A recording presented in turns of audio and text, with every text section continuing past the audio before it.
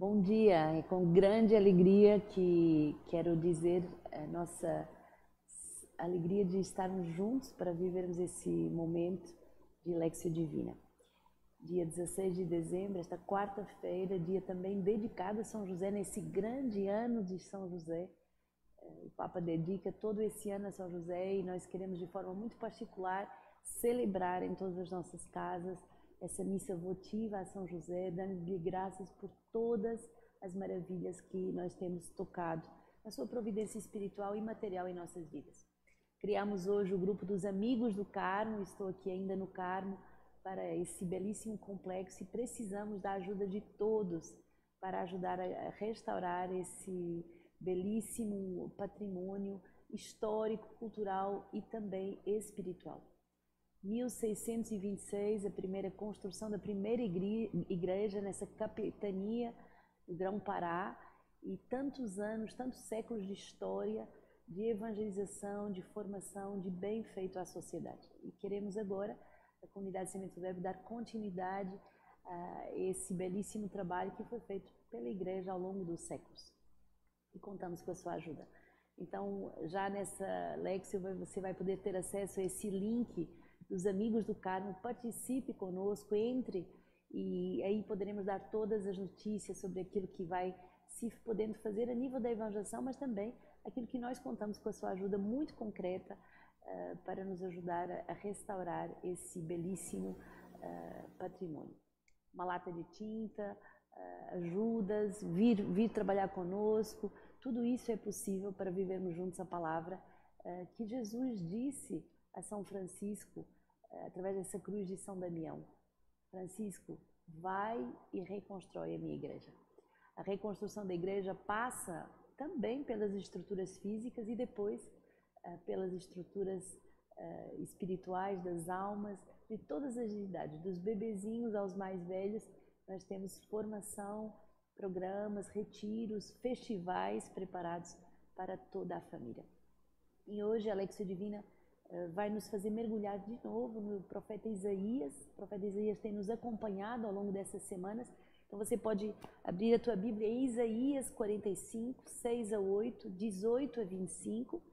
Isaías 45, 6 a 8, 18 a 25. E diz assim: a fim de que se saiba que desde o nascente do sol até o poente, que fora de mim não há ninguém. Eu sou o Senhor e não há outro. Eu formo a luz e crio as trevas, asseguro o bem-estar e crio a desgraça. Sim, eu, o Senhor, faço tudo isto. Gotejai aos céus do alto, derramem as nuvens a justiça, abre-se a terra e produz-se a salvação, ao mesmo tempo faça a terra brotar a justiça. Eu, o Senhor, criei isto. Com efeito, assim diz o Senhor, o Criador dos céus: Ele é Deus, o que modelou a terra e a fez. Ele a estabeleceu. Não a criou como um deserto, antes modelou, e para ser habitada. Eu sou o Senhor e não há outro. Anunciai, trazei as vossas provas. Sim, tomem conselho entre si. Quem procurou isto desde os tempos antigos? Quem o anunciou desde há muito tempo? Não fui eu, o Senhor? Não há outro Deus fora de mim. Deus justo e salvador não existe a não ser eu. O Senhor alcançará a justiça e nele se gloriará toda a descendência de Israel. Que palavra forte que proclama de verdade Deus como nosso único Deus. Temos que ter muito cuidado porque no mundo com tantas facilidades, com tantas soluções aparentemente rápidas e simples, podemos pouco a pouco ir pondo a nossa confiança nos bens materiais, nas pessoas, nos cargos, no sucesso. Ora, o Senhor vem nos lembrar nesse tempo de advento, e certamente a pandemia sacudiu o mundo inteiro para que possamos voltar ao essencial da nossa fé pura. Não há outro Deus a não ser o nosso Deus. Não há outro Senhor a não ser o nosso Senhor. Então, possamos de verdade voltar àquilo que nós queremos trazer como força de fé, que acredita que aquele que pode nos salvar é o próprio Deus. Ele cria a luz para nos iluminar, ele faz brotar da terra a justiça, quer dizer que ele nos ajusta, Ele produz a salvação, Ele nos modela, Ele vem de verdade como um Deus justo e salvador. Não há outro Deus além de Ti, Senhor. Será que você pode hoje, durante todo o teu dia, proclamar isso? A minha confiança está em Ti, Senhor. Eu não ponho a minha confiança noutra pessoa, nem noutra coisa, nem noutro acontecimento. És Tu o nosso Deus. Quando a comunidade Sementes do Verbo assume um grande desafio como esse, que é o Carmo, mas como todas as nossas outras casas, que são sempre casas grandes, porque a vocação da comunidade, que é uma vocação de acolher para grandes retiros, para festivais, precisamos de grandes estruturas, mas grandes estruturas são extremamente caras de manter, muito trabalhosas, por isso com muitos sacrifícios por detrás. Mas quando damos esse passo na fé, confiamos em quem? Em Deus. Acreditamos que aquele que nos chamou vai agir, que Ele mesmo vai reunir um grupo de irmãos, de amigos, que Ele vai construir uma rede de providência através de São José. Então, baseados na fé em Deus, com a certeza que Deus é o único Salvador, que nós podemos dar passos na fé. E você também, que está me acompanhando de casa, ou de cada uma das nossas casas de vida, é o mesmo ato de fé. A nossa confiança está no nome do Senhor. E o Salmo 84, 85, do versículo 9 ao versículo 14. Você pode agora abrir a tua Bíblia, Salmo 84, 85. Diz assim: vou ouvir o que o Senhor diz, porque Ele fala de paz ao seu povo e aos seus fiéis, para que não voltem à insensatez. A sua salvação está próxima dos que o temem, e a glória habitará em nossa terra. Amor e verdade se encontram, justiça e paz se abraçam. Da terra germinará a verdade, e a justiça se inclinará do céu. O próprio Senhor dará a felicidade, e nossa terra dará seu fruto. A justiça caminhará à sua frente, e com seus passos traçará um caminho. Vou ouvir o que o Senhor me irá falar. Essa decisão do salmista deve ser a decisão de cada um de nós. Vou ouvir o que o Senhor irá falar. Por quê?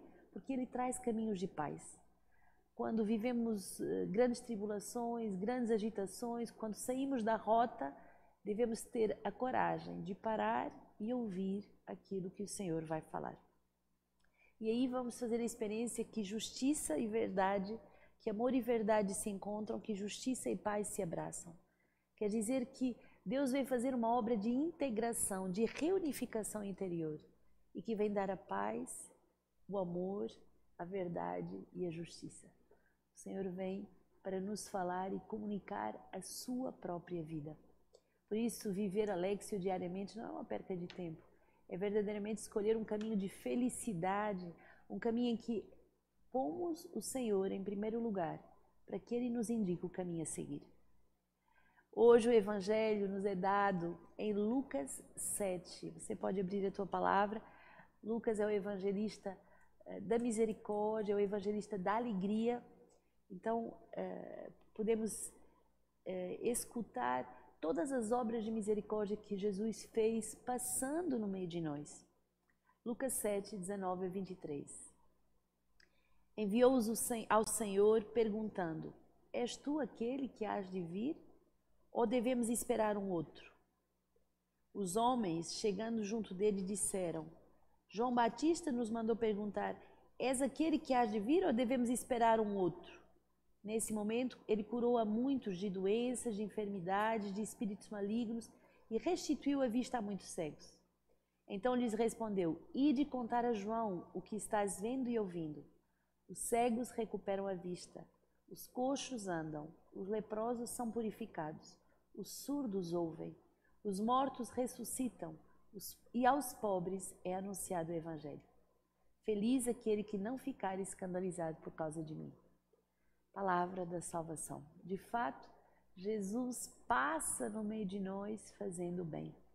E tal como Ele fez no tempo da sua vivência histórica, há 2000 anos atrás, há mais de 2000 anos atrás, em que Ele recuperou a vista dos cegos, em que fez coxos andar, em que curou leprosos, em que surdos ouviram, em que mortos ressuscitaram, e em que os pobres foram evangelizados, assim também hoje Jesus quer fazer isso. E Ele quer fazer isso diretamente, mas também através da evangelização, também através de cada um de nós. Recentemente eu ouvi dizer que a evangelização é coisa de carismático. Não, a igreja existe para evangelizar. Todo homem, toda mulher na face da terra é chamado a ir e evangelizar. Por quê? Porque recebemos um tesouro enorme que é a fé. Recebemos um tesouro enorme que é esse encontro íntimo com o Senhor. E não podemos guardá-lo só para nós. Tantas pessoas hoje estão cegas de ódio, cegas de escuridão, cegas de trevas espessas de pecados terríveis. Quantas pessoas são surdas à voz de Deus? Quantas pessoas cambaleiam, cocheando? Quantas pessoas estão mortas, literalmente, em cima de uma cama, depressivas ou prostradas com tantos pesares? Quantas pessoas precisam dessa grande graça da evangelização? E a palavra pobre no Evangelho não é só o pobre material, é também, mas é também o pobre de espírito, quer dizer, aquele que se deixa ensinar. A todos os pobres, isto é, a todos aqueles que têm um coração filial, é a eles que é destinada a evangelização. E a evangelização permite essa união dos corações. Hoje, como leitura patrística, o Tratado contra as Heresias de Santo Irineu, século II, bispo, ele vai nos dizer assim: com a vinda de Cristo, Deus se torna visível. O Pai que é invisível se torna visível. Deus, que por sua palavra e sabedoria criou e harmonizou todas as coisas, pelos profetas tinha recebido a mesma palavra, através do carisma profético, agora anunciaram a sua vinda segundo a carne. E mediante esta vinda realizou-se a união e a comunhão de Deus com o homem, conforme a vontade do Pai. Hoje nos preparamos para celebrar essa vinda, e essa vinda significa união possível. Essa vinda significa que nós possamos ter acesso ao Pai inacessível. Por que que o Natal é a grande festa, é o grande mistério da salvação? Porque Deus passa daquele Deus inacessível, em que é o totalmente outro, mas que eu não consigo aceder, para se tornar o Deus conosco, o Immanuel, o próximo, esse menino verbo que se faz entender pelo nosso coração humano. Deus se tornou próximo de cada um de nós através do mistério do Natal. E com essa claridade, Ele vai iluminar cada um de nós e nós vamos ver a Deus e perceber essa visão. Nós vamos ver a diferença de ter uma vida em que Deus nos guia, a diferença de ter uma vida em que Deus nos ilumina, em que Deus nos conduz, do que uma vida em que não era possível Deus nos conduzir. E para prepararmos para o Natal, nós temos feito esse retiro com Fratelli Tutti, essa encíclica muito bonita do Papa Francisco. E nesses artigos ele tem trabalhado muita questão da política e dos políticos. E hoje, de uma forma muito impressionante, o Papa propõe uma vida espiritual fortíssima para os nossos políticos. Ele propõe sacrifícios de amor, um amor que integra e que reúne, e também o Papa vai dizer o quanto há mais fecundidade do que resultados. O político é chamado a viver verdadeiramente numa dimensão de fecundidade, muito mais do que preso a resultados de estatísticas ou de sondagens. Então, nesse número 187 a 198, você pode conferir, trabalha essa carta que é muito densa, é muito profunda. Claro que aqui eu vou dar só umas pinceladas, mas você pode conferir tudo que Deus nos ensina através do nosso Papa para a visão que devemos ter com os nossos políticos e também o desempenho que eles têm, a vocação que eles têm. O 187 diz assim: o coração do espírito da política é sempre o amor preferencial pelos últimos. E só com o olhar cujo horizonte esteja transformado pela caridade é que nos leva a perceber a dignidade do outro. Então, o político é necessário que ele tenha um olhar com um horizonte transformado pela caridade. E aí, Os pobres são reconhecidos e apreciados na sua imensa dignidade, respeitados no seu estilo próprio e cultura e, por isso, verdadeiramente integrados na sociedade. Um tal olhar é o núcleo do autêntico espírito da política. Então, pensamos essa conversão do olhar, esse olhar com o horizonte alargado pela caridade. E o Papa vai dizer que os políticos são chamados a cuidar da fragilidade dos povos e das pessoas. Cuidar da fragilidade quer dizer força e ternura, luta e fecundidade, no meio de um modelo funcionalista e individualista que conduz inexoravelmente à cultura do descarte. Então, o político a serviço da cultura do cuidado com a fragilidade, em que exige força e ternura, luta e fecundidade. O político é operoso, é um construtor de grandes objetivos, com um olhar amplo, realista e pragmático, inclusive para além do seu próprio país.